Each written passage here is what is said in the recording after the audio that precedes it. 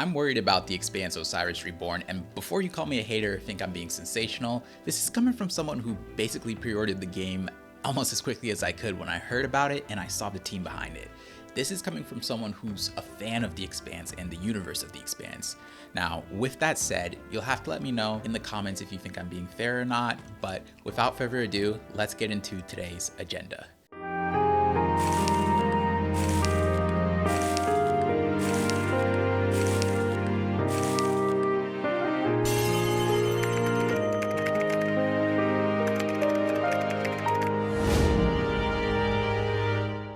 Now, I want to be really intentional with how I frame everything I'm about to say.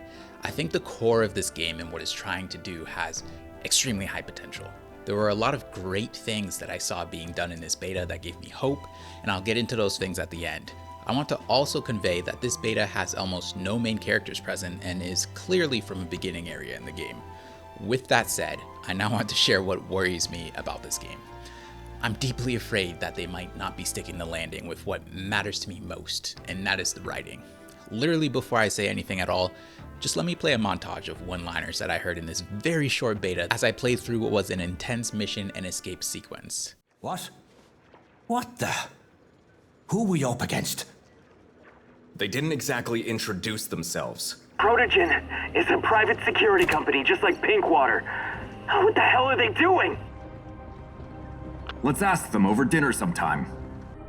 I just love rotating stations. Planets, satellites, asteroids, they're all just rotating around in space. Even the universe itself. So I guess running in circles isn't useless after all. I hope at least this elevator works out. No one seems to be around. Get back! Protogen clearly has something personal against elevators. Another cosmic leap of faith. This is getting to become a habit. Larry? Okay, now let's go. Oh, shit.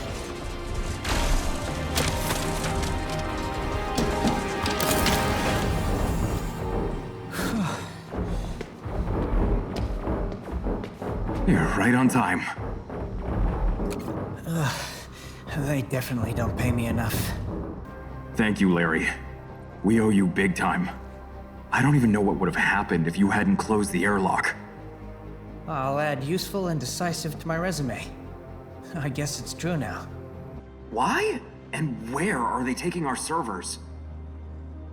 Those servers have our Pinkwater 4 employee database, but it's encrypted.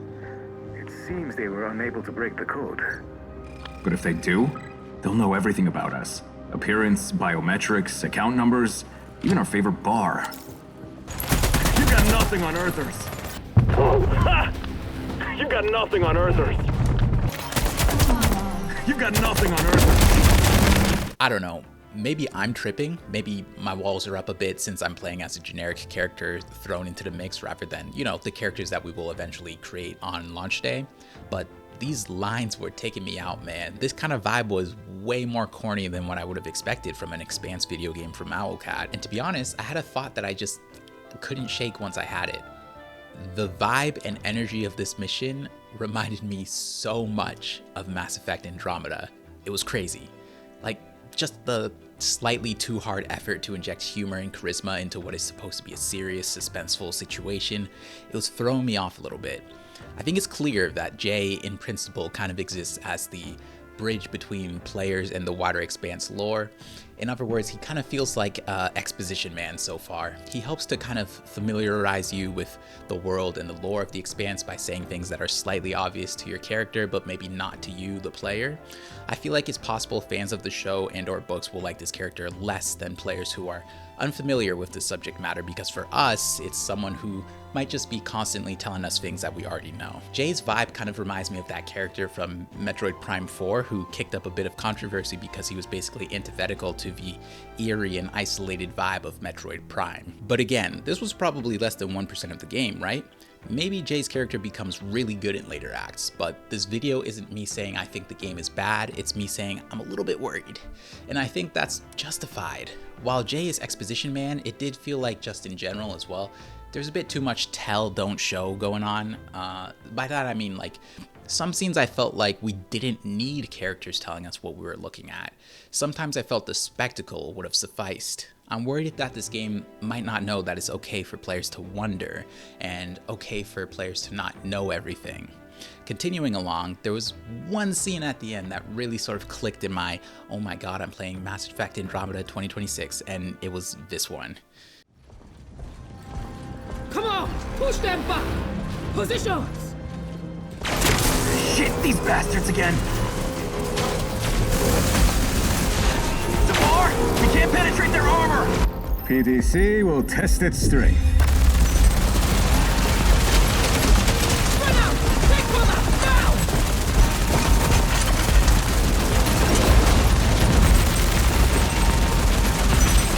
No visuals on target. Retreat to the airlock. This is our chance, let's go! They're escaping!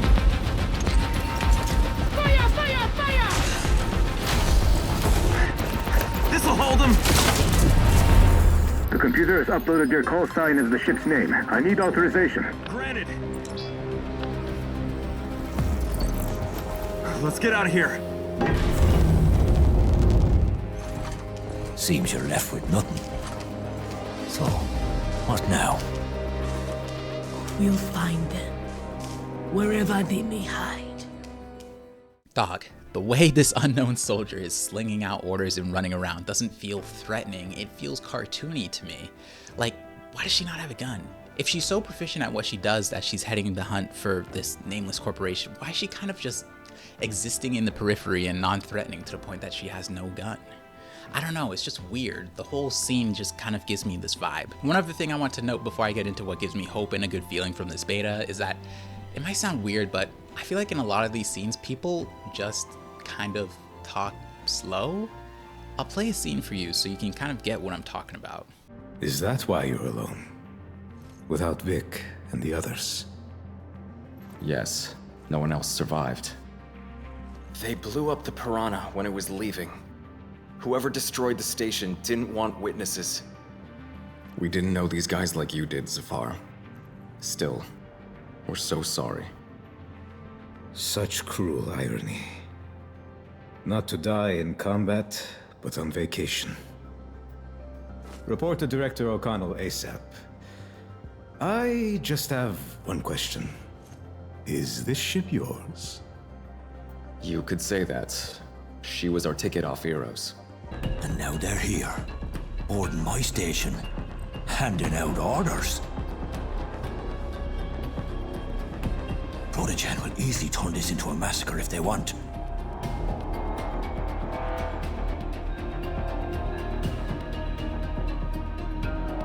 I don't know, maybe I have brain rot or something and my attention span has been nuked to all hell, but I genuinely feel like some of these scenes, they should just be speaking like 20% faster. In an RPG like this, where you select your voice lines and participate in conversations, you already have a bit of an uphill climb making these conversations feel authentic, right? You can't really have characters speaking over each other a ton or speaking in a way that's really natural to real life, which is something that Claire Obscure excelled at. But I do think that the way that it is now, if it's like this in a lot of the game, I am a little bit worried, especially for the purpose of immersion. Now, let me mention the things that I really love so far. I think that the core of this gameplay loop looks like it's going to be amazing. Seeing the way the mission paths branched and the amount of control that you got as the player to decide how to proceed, it was awesome. If the entire game is full of both major and micro decisions that you can make that completely shape your experience, then that's more than half the battle in terms of this game being great. The combat and gunplay feels clean, and I'm super encouraged so far by the amount of different abilities you'll be able to employ. I loved that feeling of fighting in space, and we've already seen a good variety of enemy types in this demo alone. So the core foundation of this game does provide a reason for optimism.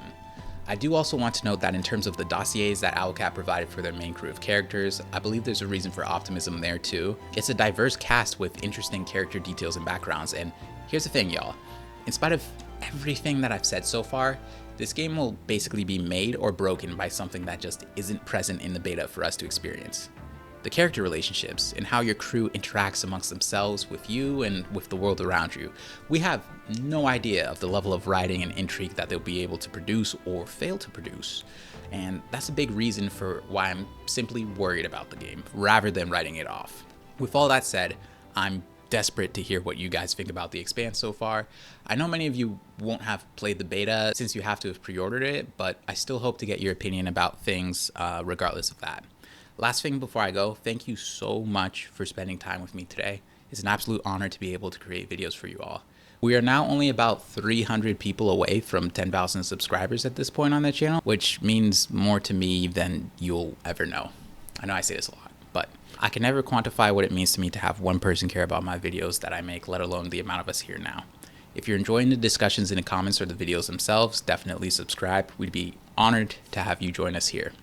There are links in my description to cool stuff, so please take a look if you'd like to support the channel in ways beyond subscribing. Check out the other videos on my channel for more content like this, and have a great day, night, or morning. And remember to be kind and thoughtful. Peace.